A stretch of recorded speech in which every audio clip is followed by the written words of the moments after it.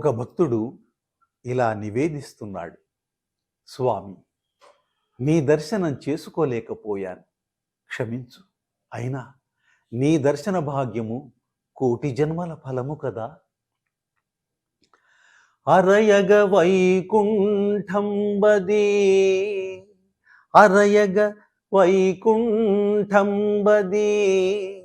అరచేతిదే అవును, అరచేతిదే అవును, ఘనునకు అర్మిలి అర్మిలి హరినే, అరిషడ్వర్గములను విడి తరతమములు లేని మదిని మదిని తలచిన చాలు, తలచిన చాలు.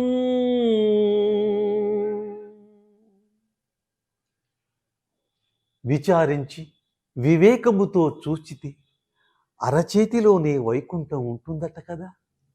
దేవా, సుజ్ఞానులకు ప్రేమతో సదా ఓ శ్రీహరి నిన్నే తలుచుకోగా, అరిషడ్వర్గములను విడిన మనస్సుతో హీనాధికములను ఎంచని సమస్థితి కలిగిన మనస్సు ఉంటే చాలునట కదా. అటువంటి స్థితిని పొందుటకు నేను ఎన్ని కోట్ల జన్మలనైనా ఎత్తుటకు సిద్ధమే స్వామి, సిద్ధమే.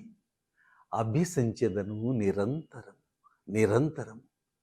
కాకపోతే నన్ను మెట్టు మెట్టు ఎక్కించుచు నువ్వే నువ్వే నీ దగ్గరకు నన్ను పిలుచుకు.